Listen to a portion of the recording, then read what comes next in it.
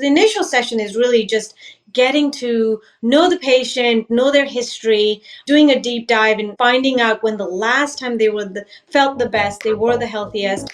And then we kind of formulate a whole plan based on what we found at that session. Are you ready to transform your life? This is a no-nonsense show helping immigrants like you create generational wealth, even while working full-time. Get ready to take notes. Here's your host, Saket Jain. Welcome back, Migrate to Wealth listeners. Today, I actually have a pleasure to introduce you to somebody I've never brought. This kind of person I've never brought on the show. She is related to me. We both are married to first cousins. So she's definitely related to me, but our last names are not the same. She is a physical therapist by training. I'm going to try to say a word which I told Zankhna that I'm going to avoid, serial entrepreneur. I'm butchering in my Indian accent. She's a philanthropist. She's a functional medicine practitioner. She's a lot of things. She's a mom. She's an amazing woman. So I thought this would be a great person to bring on the show. Zankhna, welcome. Thank you, Saket. Thanks so much. And I know you are a busy person, so I thank you for taking the time. I can't find time to meet you, even though we live about 20 minutes away from each other. I'm surprised that we were able to find this time that worked for both of us. So thank you again. Absolutely. Any excuse to talk about health and wellness and there you go. I was going to think you're going to say any reason to talk to me, but that's fine. I see where it goes. Hey, Zankhna, so what we do in this show is a little bit differently. We won't go deep dive into your own practice today, right now, but we're going to start with the word migrate. Like our show is Migrate to Wealth. The most important word is not wealth. It's actually the word migrate because it's people's journey that make them wealthy in life. And wealth for us is not just the money. It's the health, your relationships, your spirituality, like the whole well-being of it, right? So we want to understand your migration journey. So with that sort of a cue, give us a little bit background on how you get to do what you do. I know you have an amazing story, not the most pleasurable journey. I think you have your own ups and downs, and I've seen that. So I'm definitely aware of that. So I would love to hear your perspective on how you got to do what you're doing. Yeah, and so I think typical migration, story, and it always starts, especially like in your case, my case, migrated to the United States as an immigrant. Yeah. And to the US at 16 because I really wanted to be a physical therapist. I wanted to study further in America. And so I came here at 16 and started college in Orlando. And that kind of ensued my journey of the, American dream and became a physical therapist, did my grad school by the time I was 21. And so I started the American dream of working.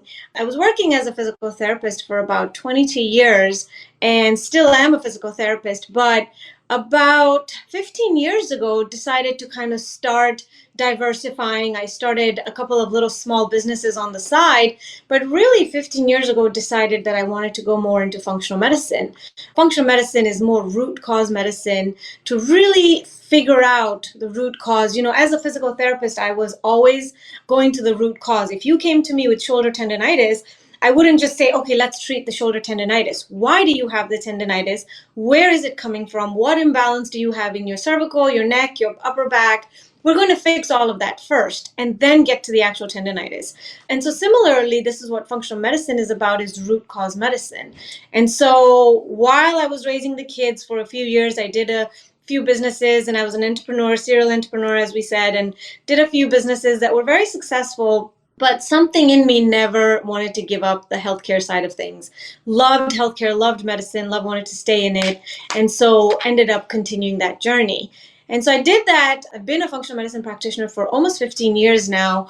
And funny enough, as life would have it, as you said, my journey took quite a bit of a turn. And about 6 or 7 years ago, I started just getting really sick. Really just couldn't have any explanation what was going on. Just a lot of inflammatory issues. Sick, and just kind of started that journey. So of course, the fact that I'm conventional medicine trained, my husband is also conventional medicine trained, decided to go down that route first, and that lasted about 2 years. And I had seen at that point 2 endocrinologists, 2 hepatologists, 2 OBGYNs, 2 rheumatologists. Nobody could figure out what was going on with me. And so that's when I said, you know what, I'm going to put my functional medicine hat back on and figure this thing out. And what then ensued was a 4-year journey of where I completely healed myself based on my knowledge, based on colleagues that were phenomenal in helping me in the process.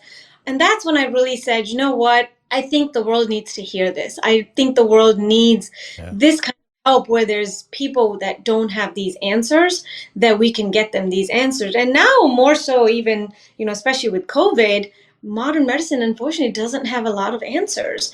And so these are the kind of things that, I feel it's a person's journey that you migrate to this point to get to where you are. And that's what. So, Zankhna, again, feel free to say whatever you want to share. Just tell me to not push you on certain things, but I do want to ask a few highlights, right? So, not being well could mean a lot of different things, right? Not somebody who's just having a fever could mean they're not well, versus somebody who couldn't even walk because their body is inflamed. That could mean. Could you give a little bit more insight into what was going through, if you feel comfortable sharing, what was going through those 2-3 years of your life where you felt the need that the modern medicine is not the answer for your problems? No, and I feel completely sharing, mainly because this is a very typical story and very typical to not have answers. But especially in my case, as I mentioned, I was a physical therapist. I was working out for about 17 years, 6 days a week, uber fit, just really in shape, very clean eater. And I went from that to being completely bedridden. So I couldn't empty a dishwasher rack. I couldn't carry a bag of, I couldn't walk down the driveway. I just became bedridden for a whole year and really was unable to function. Cognitively, I was there, but still had a lot of brain fog, and like the typical things that I would do in a day to day with 3 young kids was just becoming a very, very difficult task. So it was quite a drastic difference from someone who just 6 months ago was intensely working out and CrossFit and really fit, very healthy eater, really focused on health and wellness, longevity, biohacking, and then from that to completely getting bedridden. So what was going through in your mind at that time? Help us bring it back if you can recall, and if you want to relive through that experience for a short time. I just started, having a lot of inflammatory issues after working out. So then, first I would be laid up for a few hours after working out. And then I started getting laid up for a day, 2 days. And then it got to a point that if I worked out, I was in bed for 4 days, just fully inflamed, tolerated. And so I started wondering, like, what is going on with me? But, your whole life, you've been so fit, you've been so active that you don't think that there's something really wrong with you. You just think that it's a temporary thing, some allergies, some pollen, some reactive issues, food sensitivities. You think these little things because in your mind, you're just such a healthy person that you don't think there's something really wrong with me. If you think about this, like you're so used to, seeing your parents at a very healthy stage. I know I am. And then all of a sudden, as they get older, you have to yell at them to not do a few things, not drive or not, because in their mind, they can't process that they're getting older, their reactive time is getting, slower, things like that. So this was the same concept. It took me almost 6 months to realize I think there's something really wrong with me. It's not just I'm exhausted or hormonal issues, any of that stuff. There's something seriously wrong here. And when you mentioned that you and your husband both are in the medical practice, right? So kind of like because I'm not so sure about Seelan, which is your husband, Seelan's journey, in your journey, kind of like when you're feeling like that and you're surrounded by physicians, the answer is that something's wrong with your mind. Right. So what were people telling you, including your own family?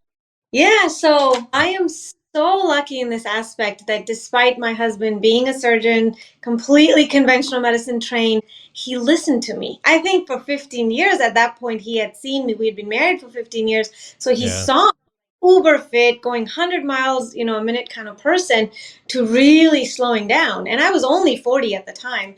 So I think he realized, and he has known my journey in the functional medicine world for, at that point, at least 10 years. So he knew that she does everything else alternatively as well, that something's not right. What I will say is that he was my backbone at the time in getting me, okay, should we go see an endocrinologist? And he would just email people and I'd be at the endocrinologist office. Okay, maybe rheumatology next, maybe, ID, maybe, he was just instrumental in saying, let's go see, which I thought was really sad, that my primary care physician, who I was seeing every year, completely off.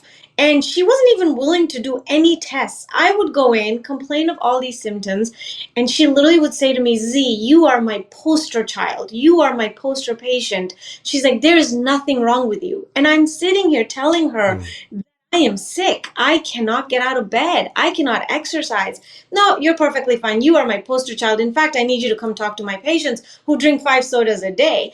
I mean, that was her benchmark, was patients who drank 5 Coke versus me. And so she just listened. So my husband really, in this case, was truly my backbone that said, no, let's go here. Let's go. She should have been, my primary care should have been triaging all this. Yeah. But instead, was the one who was kind of triaging me and getting me to see different subspecialties. At what point did, and I'm sorry if this is bringing more emotional stuff for you, but I appreciate the shame because I think your story is important. The reason why your story, I believe, is very important is because a lot of people are feeling that way, right? I mean, you know, my story, I'm inflamed and you're my go-to person when something's going on with me. So like, do this, do this, and do that. And I see the impact.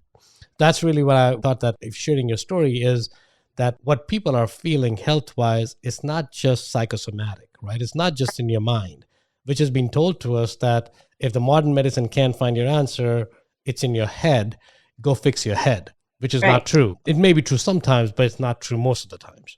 So that's why I wanted you to share your story. So when you were going that path, at some point you must have felt this is the end road, right? Kind of like when you're going through that and when you're in so much pain and nobody can help you, especially the doctors who are supposedly trained to help you, they can't really give you the answer. So either you're going crazy or something is really wrong with you, right? So how did you kind of sort yourself out at that point? Did that thought even come to you that, are you going crazy? And if it did, how did you recover from that? What was your jump point for you?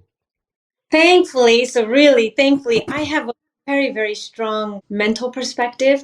And after all these doctors, like I said, 2 hepatologists, 2 rheumatologists, 2 endocrinologists, because we were going to each place, UNC and Duke, and we were trying to figure out a place. I had seen every subspecialty. And by the end of it, I want to say almost 75% of the practitioners had tried to push antidepressants on me.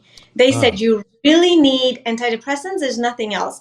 And I would look at them and say, I am not depressed. I don't feel well.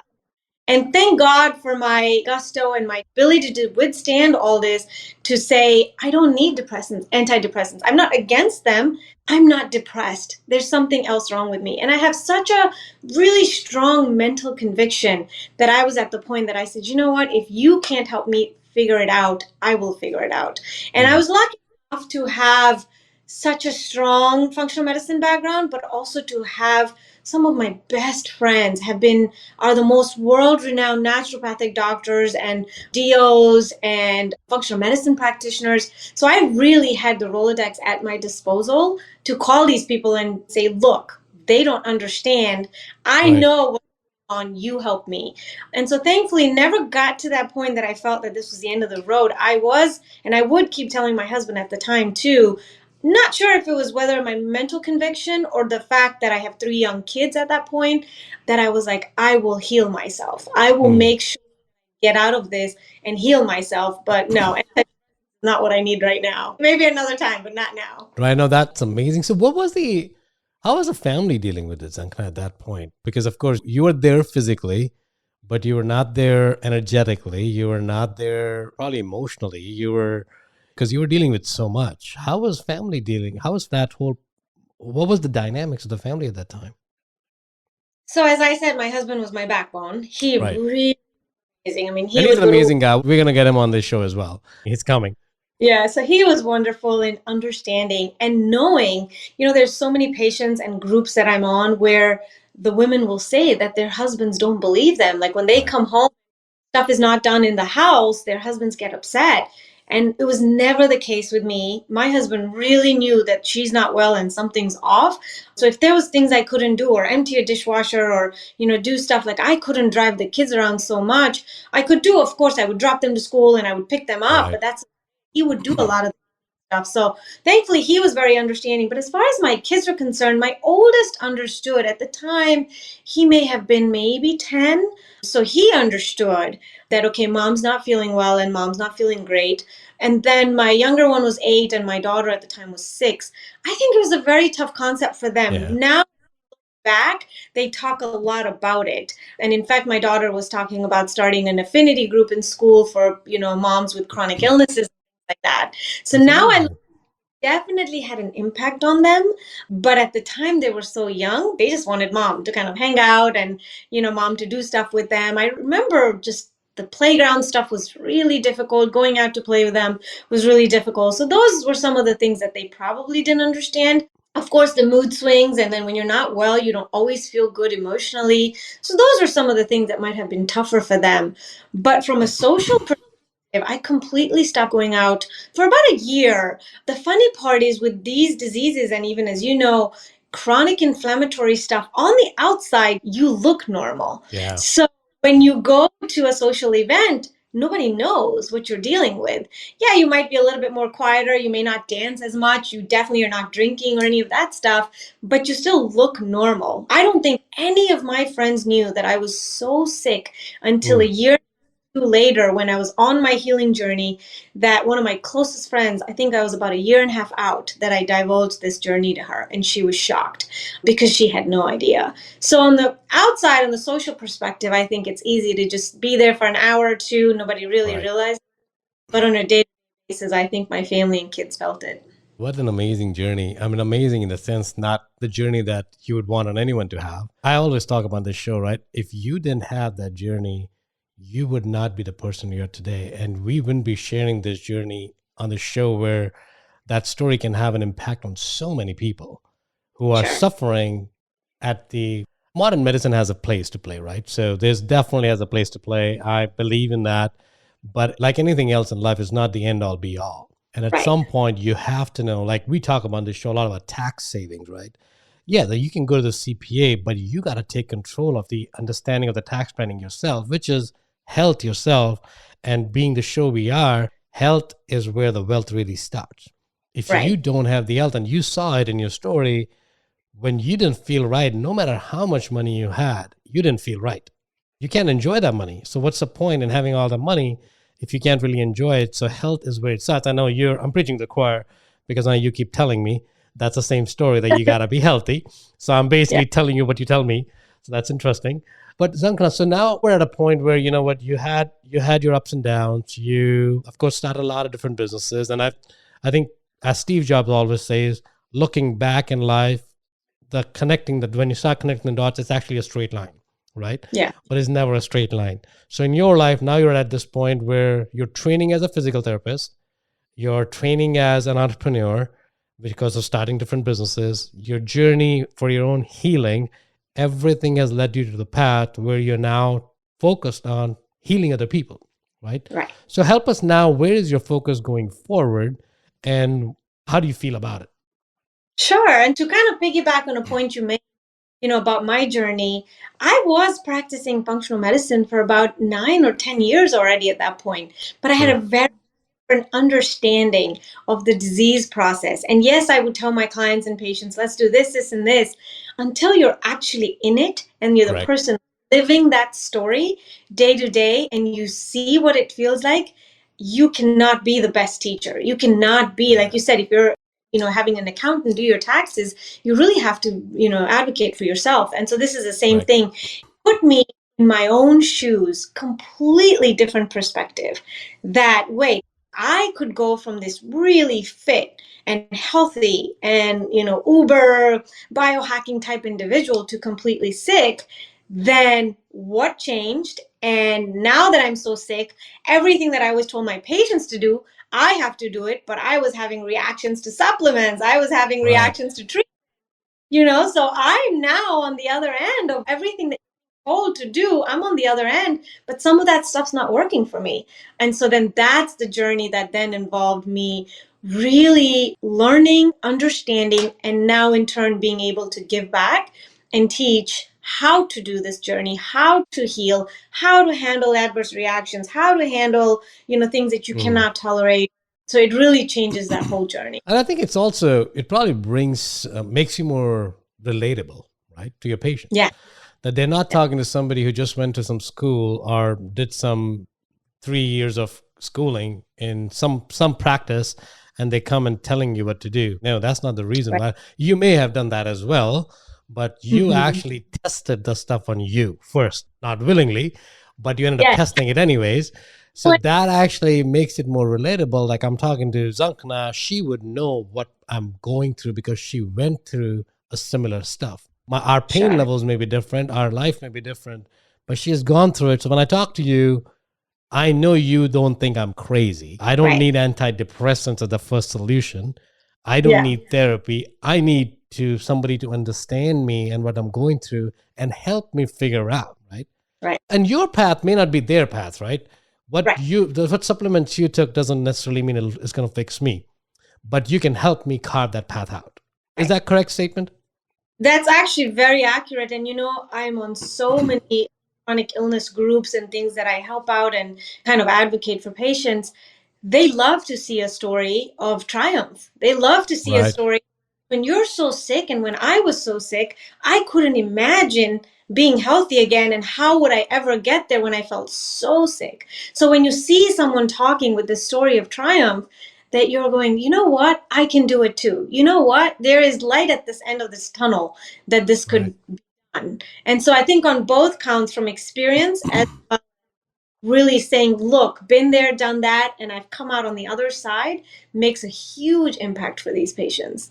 Yeah, you can now be the Yoda and tell people how to fix it because you have been through that journey, right? Now they can listen to you and relate to you more. So, and I love that. I always tell folks, right, when we go to see a movie, we'll never want to see a movie where the protagonist had a perfect life and it ends on a perfect note. We want to go to a movie where there's ups and downs, there's challenges that they're overcoming. But when it happens to us, we forget that life is built in a manner that it's going to have up and down. But thankfully, if we have a guide like yourself along the way, right, especially when the downs are coming in, ups are easy to handle.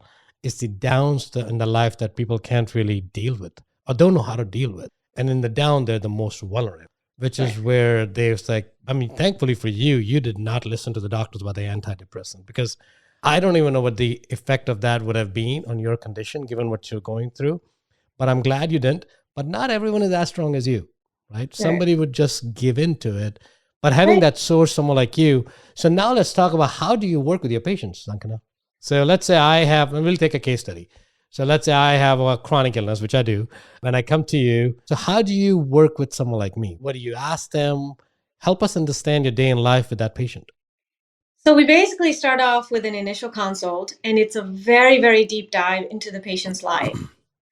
Starting from their birth history to very early years, disease process, how healthy were they as a kid, how healthy were they as an adult, kind of their college life, what they did, and really starting to go into what was the antecedents that got them sick, what are the mediators that got them to this point, things like that. So really going to a deep dive into their history, but then also, when was the last time they felt healthy? What was it?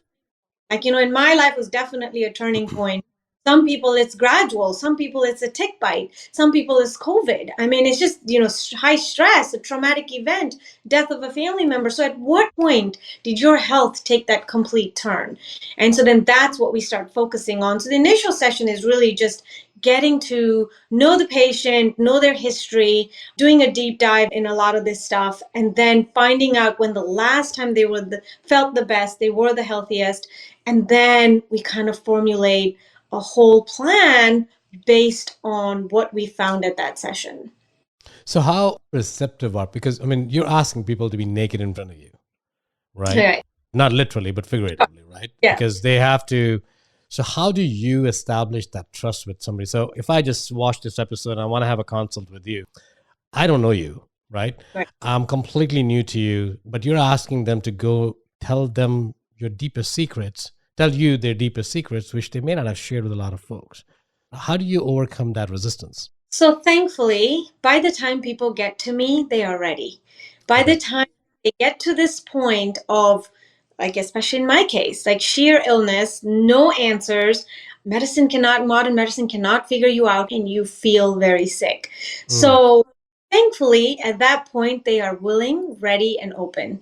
And luckily, I happen to be a stranger to them. So sometimes it's much easier to divert these things to a stranger, whether it's childhood trauma, something that happened that was a turning point, a divorce, things like that, it's much easier to kind of discuss with what I would call more of a, your practitioner. Right. And so that part's not really a problem. And the beauty of it is when patients unfortunately, they are very sick, but they're at their wits' end. So they're really willing to do anything and they're compliant at that point. Versus on in their journey when it's like, well, yeah, you're asking a lot out of me. I don't have this much time in a day. So we're not, I'm not going to be able to do so many things.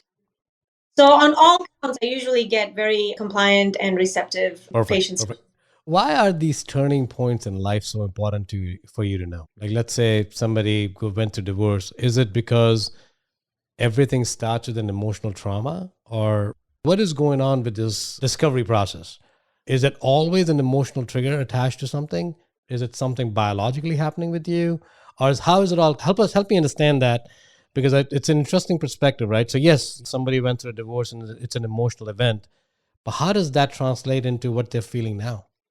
So I did an informal poll on my Facebook group that I run as a support group, and 80% of the people that responded had an emotional event attached to. The other 20% were either like a car accident or a tick bite, COVID, things like that. But 80% of the people that responded were tied to an emotional event or trauma or something like that. So having said that, absolutely. I think that at some point, or like we take an example of a person going through a divorce, you've had to have had, 3, 4, 5, maybe even 10 years with a spouse that you didn't get along with.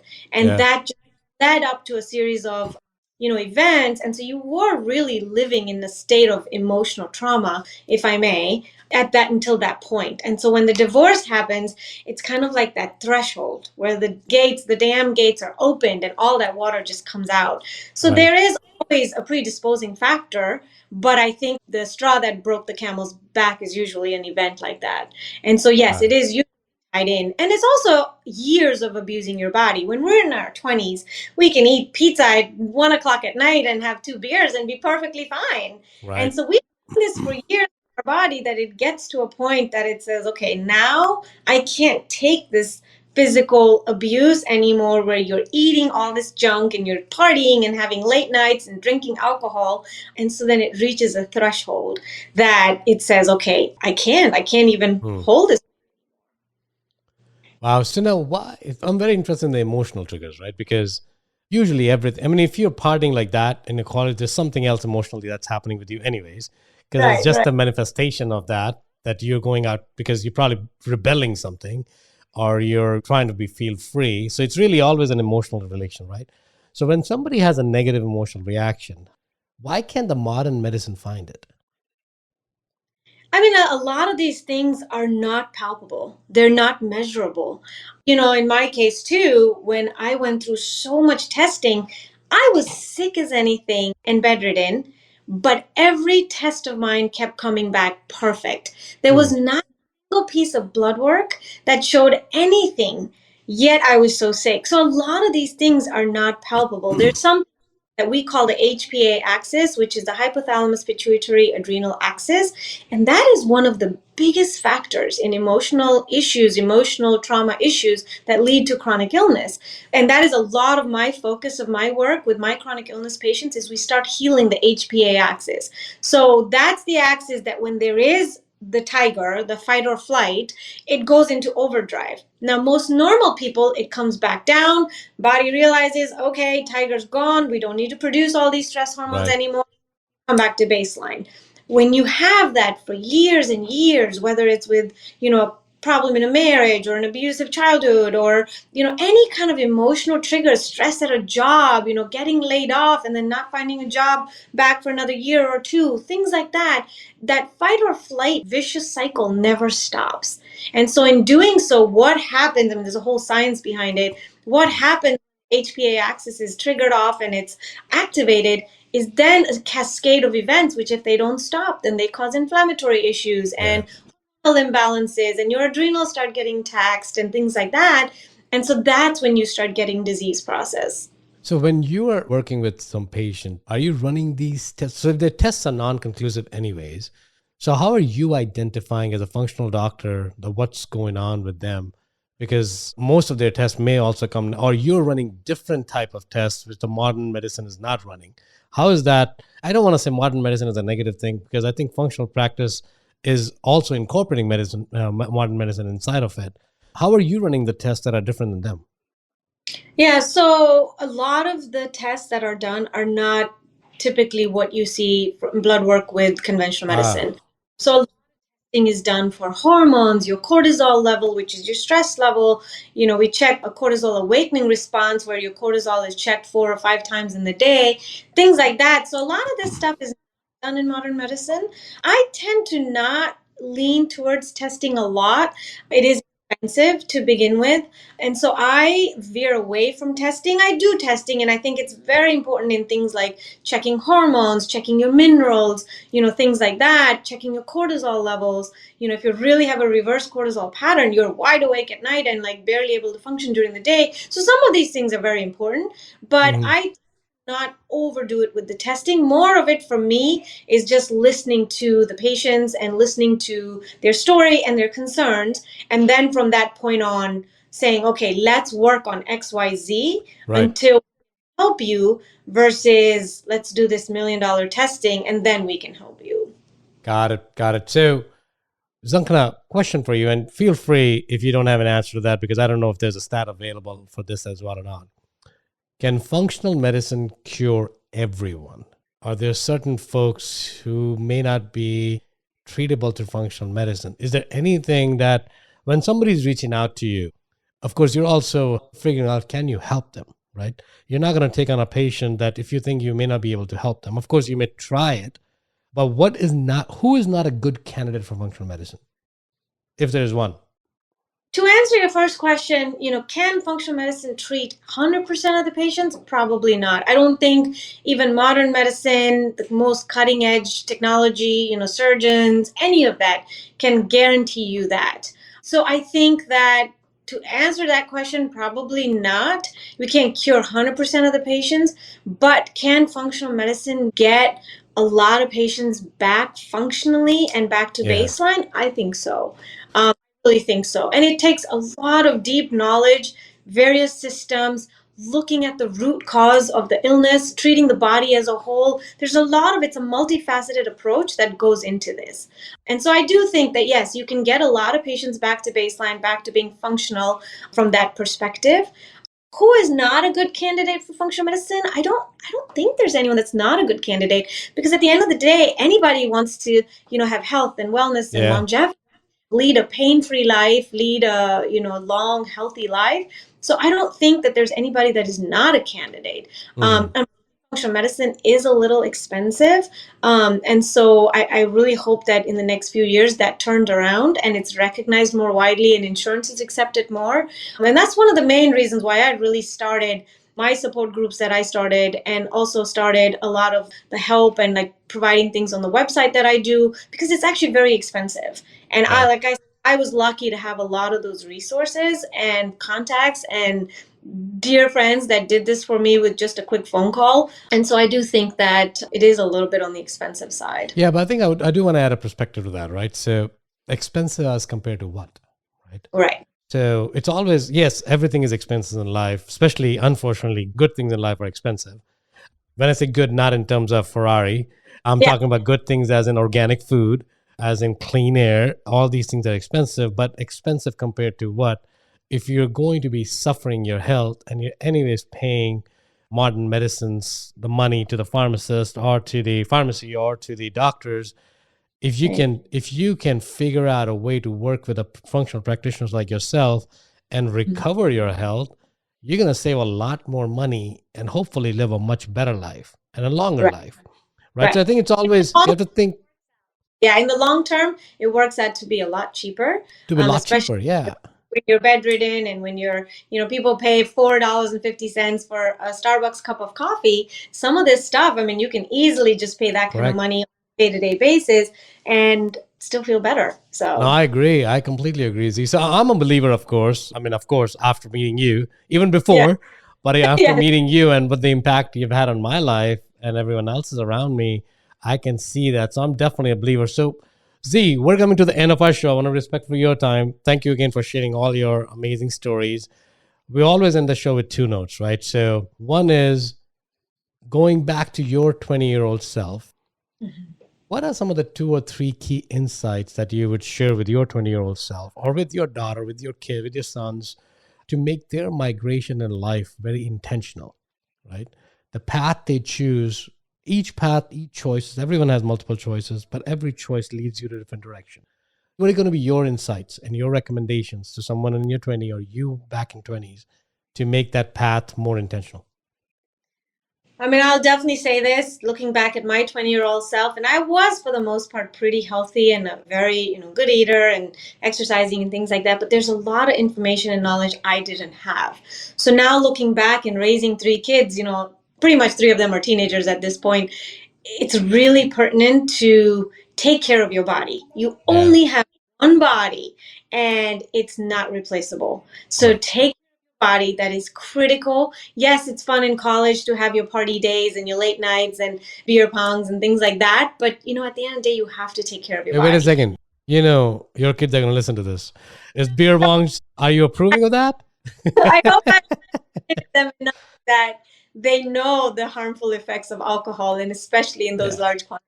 Things like that. So yeah, a lot of it is just education. I wish I knew so much more. I wish I knew it so much earlier, even though despite leading a very healthy life, raised in an Ayurvedic home my whole life as a child, some of this information is so much newer and better now than it was back then. So that's definitely, one factor. And then just really looking back at my kids, and we do this with our kids quite a bit, is to not lead a very conventional life. Like we did and you did, I did, we migrated, we came to America, we worked, and then we got married and then we had kids and all of this stuff. I think at the end of the day, we try to give our kids such a well-rounded experience. And that we travel the world, we do courses all over the world, and to really teach them that it's not just these cookie cutter steps that you need to be jumping through life.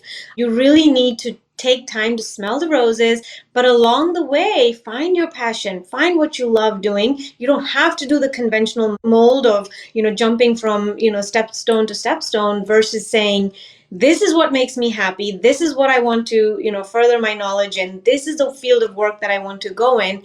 And then kind of let life guide you along those notions. I think that becomes... I think you guys are living proof of that, right? Because I see your kids. So you guys are you've done an amazing job. So all the kudos to you and Seelan. So I think these insights make sense. Now, the last question of the show, Zankhna, is, so we've talked about your life. You talked about kind of like looking back at life. Let's take a higher perspective of humanity in general, right? What do you think the humanity as a whole needs to migrate towards? What's missing? I really think health and wellness from a physical, mental, emotional perspective.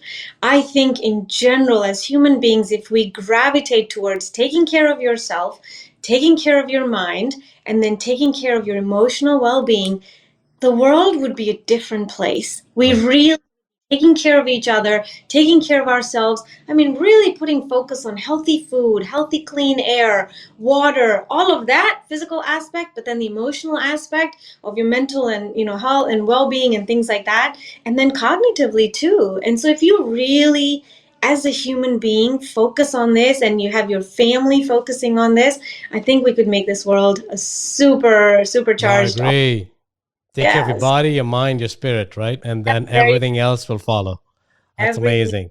We really are tied in, especially, people think, well, I meditate, once in a while or whatever, it doesn't work for me. But when you combine the 3, when you have the spiritual, the emotional aspects, your physical aspects immediately start improving. Well, Z, I love that. On that high note, I want to thank you for the show. Now, where can listeners find you?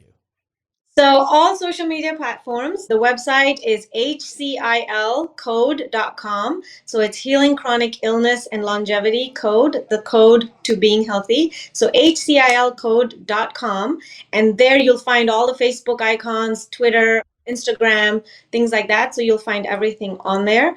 And then we run a support group, Healing Chronic Illness and Longevity. If you want to just join the support group, people are constantly throwing questions in there. I give advice for free. Any of these places, you can find us. Awesome. Well, thank you, Z. We'll include those links in the show notes below. But again, I really appreciate the time that you've spent on sharing your wisdom, your knowledge, your journey. Thank you for being you. No, and thank you for having me, because even your listeners that are all these big time entrepreneurs, business people, techies, and really, really smart people in the world, I think that focusing on your health is very, very important. So thank you, Saket. I think the message is loud and clear, Z. All right. Thank you. Thank you again. If you got value from this episode, you might consider sharing this content with a friend. But most importantly, be sure to take action on what you've learned. One way you can take the next step is to connect directly with Saket on an investor call. That link is waiting for you in the show notes below. The content of this podcast is for informational purposes only. Please consult your own advisors when making any investment decisions. Keep listening. We'll see you on the next episode.